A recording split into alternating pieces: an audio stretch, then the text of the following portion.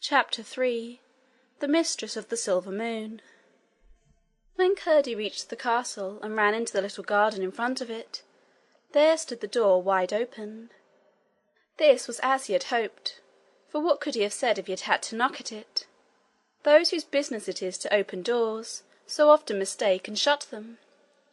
But the woman now in charge often puzzled herself greatly to account for the strange fact that, however often she shut the door, which, like the rest, she took a great deal of unnecessary trouble to do, she was certain, the next time she went to it, to find it open.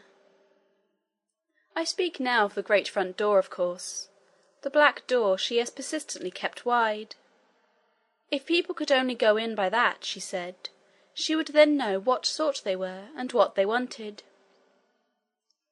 But she would neither have known what sort Curdie was, nor what he wanted, and would assuredly have denied him admittance, for she knew nothing of who was in the town. So the front door was left open for him, and in he walked. But where to go next he could not tell. It was not quite dark. A dull, shineless twilight filled the place. All he knew was that he must go up, and that proved enough for the present, for there he saw the great staircase rising before him. When he reached the top of it, he knew there must be more stairs yet, for he could not be near the top of the tower. Indeed, by the situation of the stairs, he must be a good way from the tower itself. But those who work well in the depths more easily understand the heights, for indeed in their true nature they are one and the same. Miners are in mountains, and Curdie, from knowing the ways of the king's mines, and being able to calculate his whereabouts in them, was now able to find his way about the king's house. He knew its outside perfectly, and now his business was to get his notion of the inside right with the outside. So he shut his eyes and made a picture of the outside of it in his mind.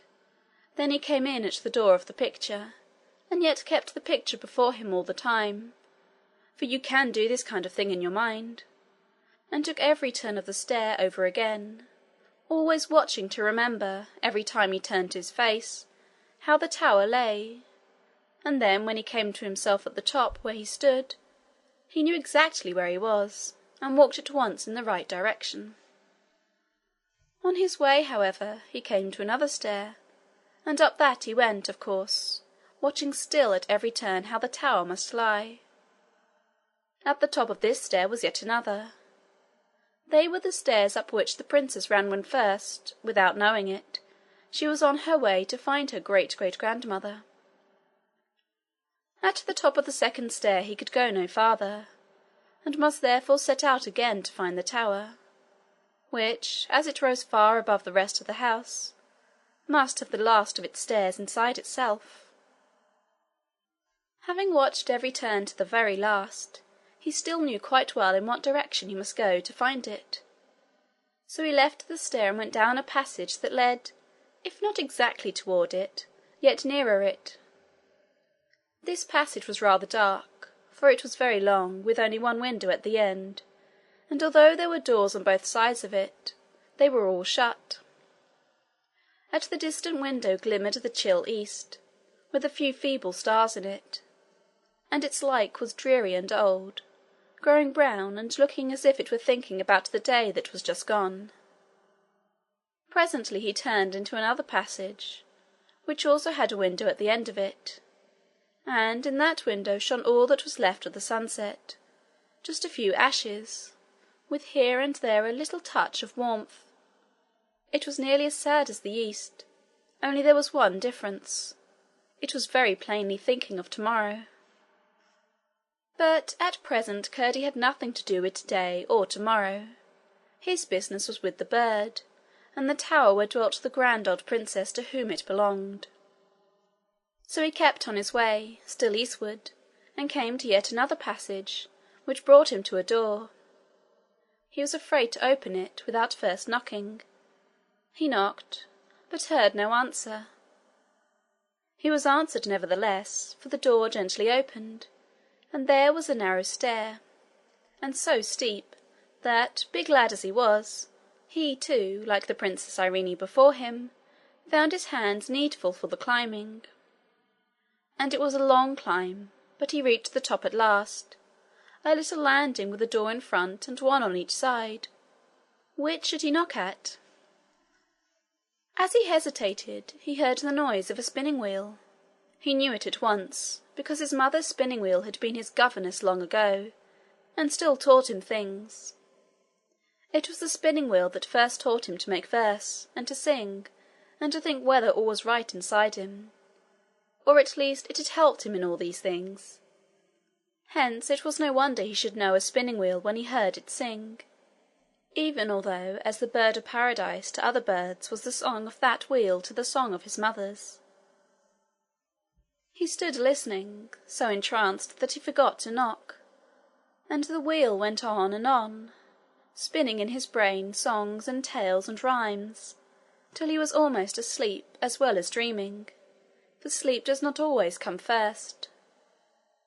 But suddenly came the thought of the poor bird, which had been lying motionless in his hand all the time, and that woke him up, and at once he knocked. "Come in, Curdie," said a voice. Curdie shook. It was getting rather awful.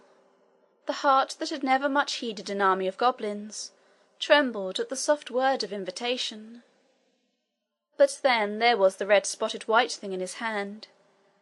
He dared not hesitate, though. Gently he opened the door through which the sound came, and what did he see? Nothing at first, except indeed a great sloping shaft of moonlight that came in at a high window and rested on the floor. He stood and stared at it, forgetting to shut the door. "Why don't you come in, Curdie?" said the voice. "Did you never see moonlight before?" "Never without a moon," answered Curdie in a trembling tone, but gathering courage.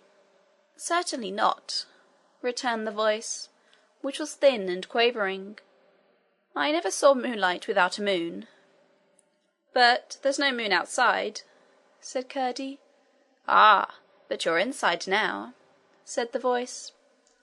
The answer did not satisfy Curdie, but the voice went on. "There are more moons than you know of, Curdie. Where there is one sun there are many moons, and of many sorts.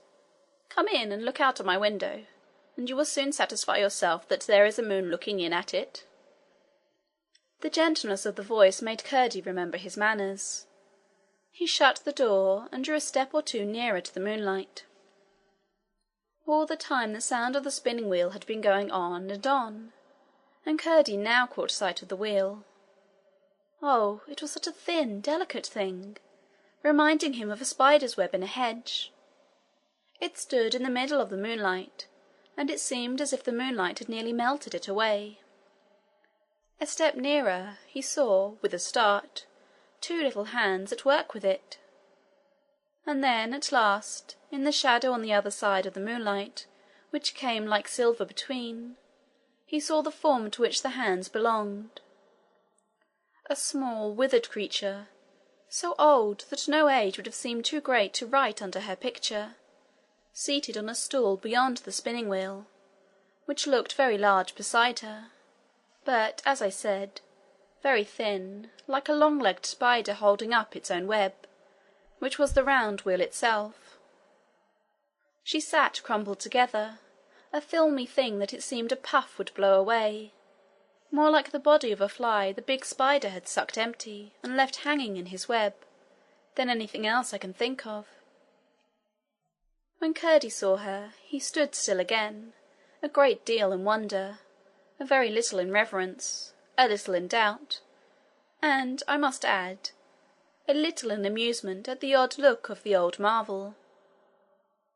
Her grey hair mixed with the moonlight, so that he could not tell where the one began and the other ended.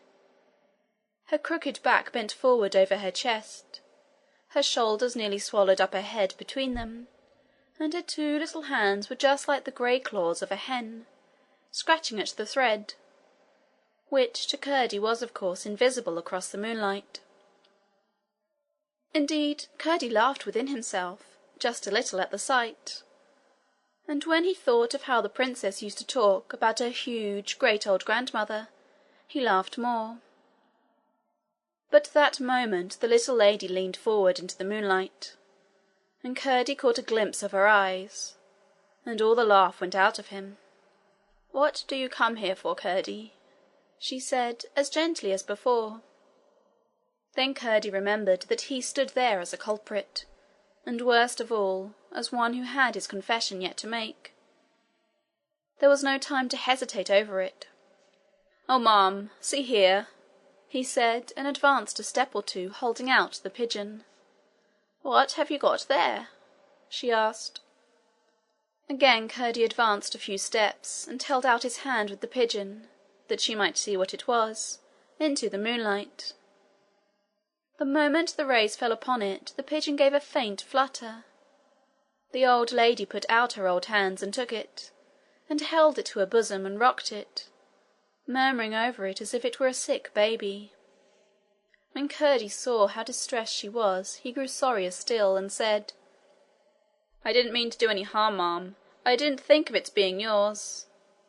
"Ah, Curdie, if it weren't mine, what would become of it now?"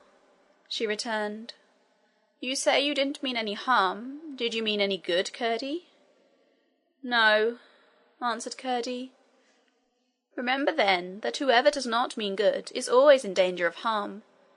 But I try to give everybody fair play, and those that are in the wrong are in far more need of it always than those who are in the right.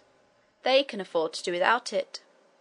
Therefore, I say for you that when you shot that arrow you did not know what a pigeon is. Now that you do know, you are sorry. It is very dangerous to do things you don't know about." "But please, ma'am, I don't mean to be rude, or to contradict you," said Curdie, "but if a body was never to do anything but what he knew to be good, he would have to live half his time doing nothing." "There you are much mistaken," said the old quavering voice. "How little you must have thought! Why, you don't seem even to know the good of the things you are constantly doing. Now, don't mistake me. I don't mean you are good for doing them. It is a good thing to eat your breakfast, but you don't fancy it's very good of you to do it. The thing is good, not you." Curdie laughed. "There are a great many more good things than bad things to do. Now tell me what bad thing you have done today, besides this sore hurt to my little white friend." While she talked, Curdie had sunk into a sort of reverie, in which he hardly knew whether it was the old lady or his own heart that spoke. And when she asked him that question, he was at first much inclined to consider himself a very good fellow on the whole. "I really don't think I did anything else that was very bad all day," he said to himself. But at the same time he could not honestly feel that he was worth standing up for. All at once a light seemed to break in upon his mind, and he woke up. And there was the withered little atomy of the old lady, on the other side of the moonlight, and there was the spinning wheel, singing on and on in the middle of it. "I know now, ma'am. I understand now," he said. "Thank you, ma'am, for spinning it into me with your wheel. I see now that I have been doing wrong the whole day, and such a many days besides. Indeed, I don't know when I ever did right, and yet it seems as if I had done right some time and had forgotten how. When I killed your bird I did not know I was doing wrong, just because I was always doing wrong, and the wrong had soaked all through me." "What wrong were you doing all day, Curdie? It is better to come to the point, you know," said the old lady, and her voice was gentler even than before. "I was doing the wrong of never wanting or trying to be better, and now I see that I have been letting things go as they would for a long time. Whatever came into my head I did, and whatever didn't come into my head I didn't do. I never sent anything away, and never looked out for anything to come. I haven't been attending to my mother or my father either, and, now I think of it, I know I have often seen them looking troubled, and I have never asked them what was the matter. And now I see too that I did not ask because I suspected it had something to do with me and my behaviour, and didn't want to hear the truth. And I know I have been grumbling at my work and doing 100 other things that are wrong." "You have got it, Curdie," said the old lady, in a voice that sounded almost as if she had been crying. "When people don't care to be better, they must be doing everything wrong. I am so glad you shot my bird." "Mom!" exclaimed Curdie, "how can you be?" "Because it has brought you to see what sort you were when you did it, and what sort you will grow to be again, only worse, if you don't mind. Now that you are sorry, my poor bird will be better. Look up, my dovey." The pigeon gave a flutter, and spread out one of its red-spotted wings across the old woman's bosom. "I will mend the little angel," she said, "and in a week or two it will be flying again, so you may ease your heart about the pigeon." "Oh, thank you, thank you!" cried Curdie. "I don't know how to thank you." "Then I will tell you. There is only one way I care for. Do better, and grow better, and be better, and never kill anything without a good reason for it." "Mum, I will go and fetch my bow and arrows, and you shall burn them yourself." "I have no fire that would burn your bow and arrows, Curdie." "Then I promise you to burn them all under my mother's porridge pot tomorrow morning." "No, no, Curdie. Keep them, and practise with them every day, and grow a good shot. There are plenty of bad things that want killing, and a day will come when they will prove useful. But I must first see whether you will do as I tell you." "That I will," said Curdie. "What is it, ma'am?" "Only something not to do," answered the old lady. "If you should hear anyone speak about me, never to laugh or make fun of me." "Oh, ma'am!" exclaimed Curdie, shocked that she should think such a request needful. "Stop, stop," she went on. "People hereabout sometimes tell very odd, and in fact ridiculous stories, of an old woman who watches what is going on, and occasionally interferes. They mean me, though what they say is often great nonsense. Now what I want of you is not to laugh or side with them in any way, because they will take that to mean you don't believe there is any such person a bit more than they do. Now that would not be the case, would it, Curdie?" "No, indeed, ma'am. I've seen you." The old woman smiled very oddly. "Yes, you've seen me," she said. "But mind," she continued, "I don't want you to say anything, only to hold your tongue, and not seem to side with them." "That will be easy," said Curdie, "now that I've seen you with my very own eyes, ma'am." "Not so easy as you think, perhaps," said the old lady, with another curious smile. "I want to be your friend," she added after a little pause, "but I don't quite know yet whether you will let me." "Indeed I will, ma'am," said Curdie. "That is for me to find out," she rejoined, with yet another strange smile. "In the meantime, all I can say is, come to me again when you find yourself in any trouble, and I will see what I can do for you. Only the canning depends on yourself. I am greatly pleased with you for bringing me my pigeon, doing your best to set right what you had set wrong." As she spoke she held out her hand to him, and when he took it she made use of his to help herself up from her stool, and, when or how it came about, Curdie could not tell, the same instant she stood before him, a tall, strong woman, plainly very old, but as grand as she was old, and only rather severe-looking. Every trace of the decrepitude and witheredness she showed as she hovered like a film about her wheel had vanished. Her hair was very white, but it hung about her head in great plenty, and shone like silver in the moonlight. Straight as a pillar she stood before the astonished boy, and the wounded bird had now spread out both its wings across her bosom, like some great mystical ornament of frosted silver. "Oh, now I can never forget you!" cried Curdie. "I see now what you really are." "Did I not tell you the truth when I sat at my wheel?" said the old lady. "Yes, ma'am," answered Curdie. "I can do no more than tell you the truth now," she rejoined. "It is a bad thing indeed to forget one who has told us the truth. Now go." Curdie obeyed, and took a few steps towards the door. "Please, ma'am, what am I going to call you?" he was going to say, but when he turned to speak he saw nobody. Whether she was there or not he could not tell, however, for the moonlight had vanished, and the room was utterly dark. A great fear, such as he had never before known, came upon him, and almost overwhelmed him. He groped his way to the door, and crawled down the stair, in doubt and anxiety as to how he should find his way out of the house in the dark, and the stair seemed ever so much longer than when he came up. Nor was that any wonder, for down and down he went, until at length his foot struck a door, and when he rose and opened it, he found himself under the starry, moonless sky, at the foot of the tower. He soon discovered the way out of the garden, with which he had some acquaintance already, and in a few minutes was climbing the mountain with a solemn and cheerful heart. It was rather dark, but he knew the way well. As he passed the rock from which the poor pigeon fell wounded with his arrow, a great joy filled his heart at the thought that he was delivered from the blood of the little bird, and he ran the next 100 yards at full speed up the hill. Some dark shadows passed him. He did not even care to think what they were, but let them run.